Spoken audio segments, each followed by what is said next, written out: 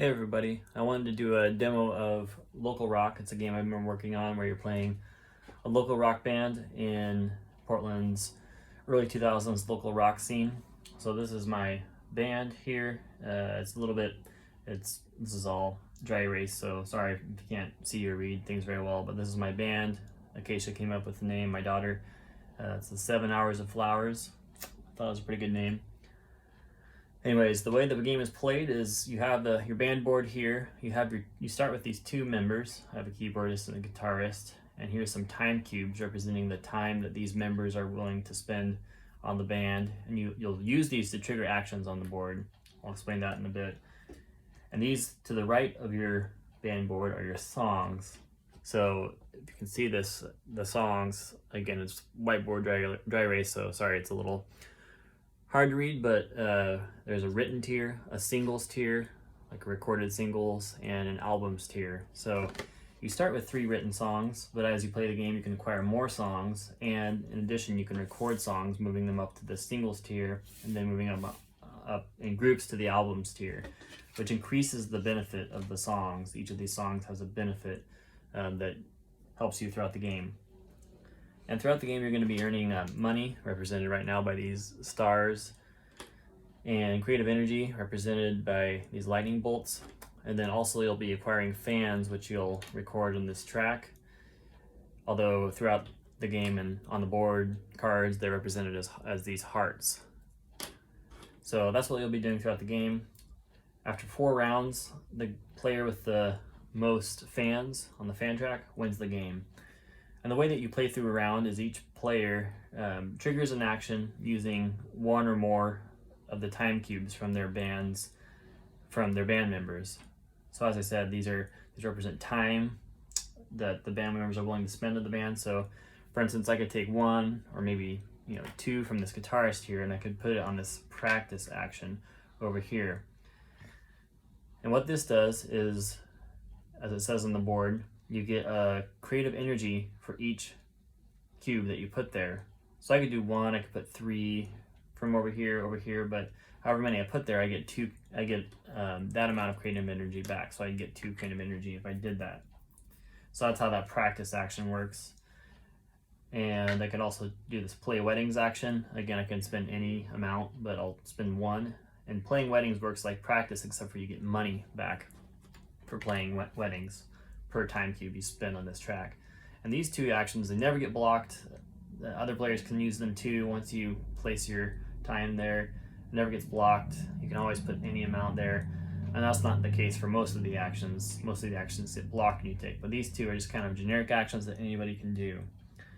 But the way the round works is players keep taking turns spending their time cubes until everybody's time cubes are out on the board.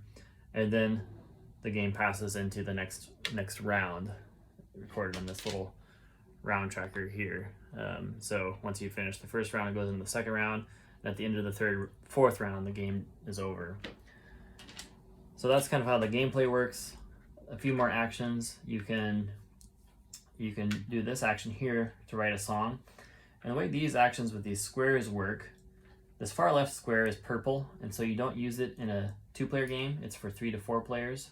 So if I was playing a 2-player game, I would only use these 3. And you place your cube in the far left available square. So I do that. And this just means that I only have to spend 1 time cube to trigger this action. So that means the next person that wanted to write a song would then have to do this 2. Would have to spend at least 2. And then the next player would have to spend 3. So there's a value in prioritizing actions. If you get there first, you're spending less time to do the action. But if I did this and I placed a cube there to trigger this write a song action, I could spend any amount of creative energy to acquire any of these face-up songs, any or all of these face-up songs. So if I had, for instance, 5 creative energy, this little box here is a multiplier, so the tokens in here are worth 3. So let's say I had 5 creative energy and I took this action. I could then take this song and this song, spending all 5 energy, and then I'd add that to my written tier. A little short on room here. So I'll move this over a little bit. So then I'd add that to my written tier and then replace the songs here. So that's the way writing a song works.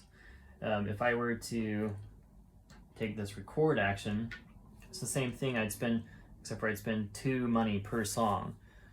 So if I had, 6 money, I would be able to spend that 6 money, and then 2 per song. So I'd be able to record 3 songs. And the way that works is I push these up into the singles. Now they're recorded singles, and I'd immediately get the benefit of these. So in this case, I get 3 hearts and 2 money. If I did that, 3 fans and 2 money. So that's the way the record action works. You can also, if you take the record action and if you have money for each song, you can push up a minimum of 3 into this albums tier, and that's gonna it's gonna trigger the benefit of all the songs, but it will also multiply out the benefit that you get when you play these songs at a show. So the higher these songs are in a tier, the more value they're gonna give you when you hit these show actions, which we'll talk about in a second. The other action you can do is recruit a band member. So if I pay 3 money, I can take one of these 3 band members. Let's say I wanted this drummer. I'd pay 3 money and add this drummer, and I immediately get 2 hearts, 2 fans for that, and then I put 2 time cubes, and I'd be able to now use this band member. So you can acquire more band members, up to 4.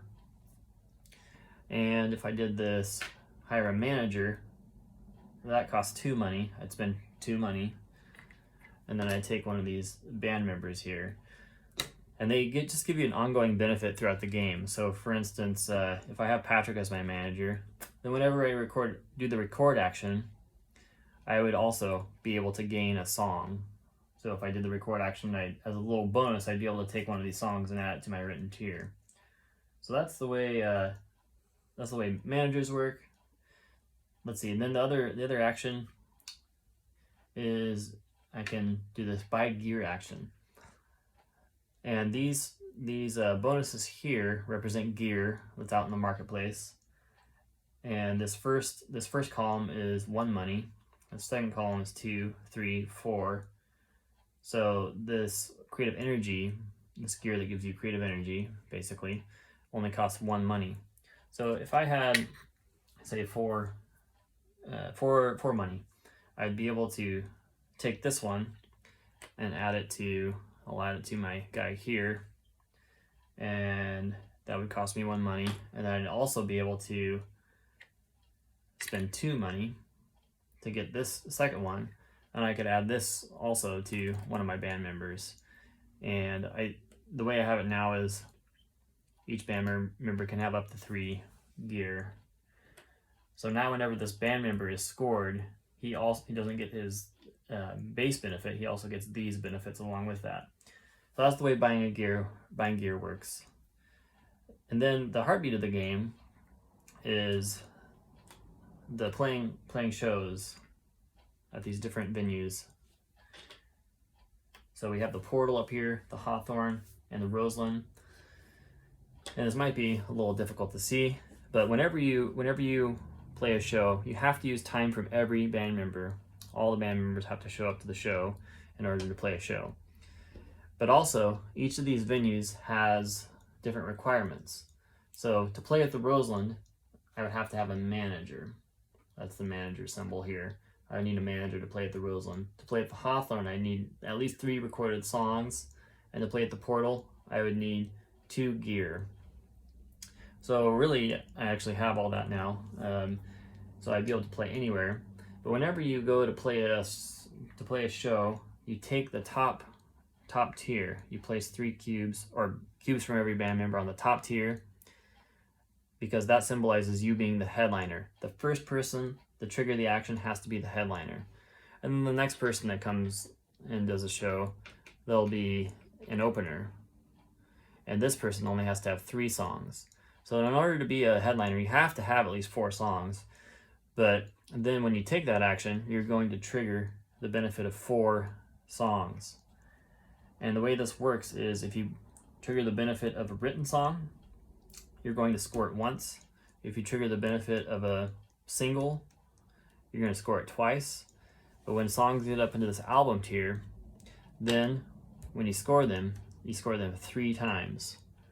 So once you getting albums up into these high tiers and then playing shows really is the heartbeat of what gives you a lot of points. So for instance, if I played this, I would score these all 3 times. So I get 9 fans just from playing these songs from my albums. So that's the way playing a show works. There's another aspect to playing a show. After you receive the benefit of the songs that you're playing, you have an opportunity to gain a bonus.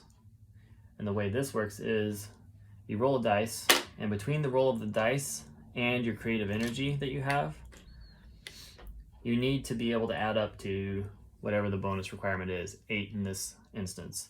So if I rolled a 6, then I'd be able to spend 2 creative energy to equal 8. And then I would get this bonus of 2 additional fans. So then I move up 2 if I got that bonus. And whenever you get the bonus, then you add another fan so that the next player that plays a show will not only get the 2 fans, but will have the opportunity to get an additional fan. So it's kind of like the value of these venues are ratcheting up as more successful shows are played at these different venues. The Hawthorne, if you trigger the bonus, which is getting up to 10, you get a free gear. You get to choose any of the gear for free. The Roseland, if you get up to 11, you are able to record a song for free. It's kind of like you're doing a live recording or something. And then the other aspect of the game is that at the end of every round, again, after all the time are spent from all the bands, you're going to score your members. So all the benefits, including the gear of your members. You're going to score your singles. So if you have songs in the single tier, you're going to score them once. And then any songs in your albums tier, you're going to score twice. So getting albums up into this tier also gives you just a passive benefit at the end of each round. So that's kind of the way the game works. Let me know if you have any thoughts or questions, feedback, any comments. It's something I've been working on for a while, so yeah, just excited about this, and yeah, just welcome any ideas or feedback. Thanks for watching.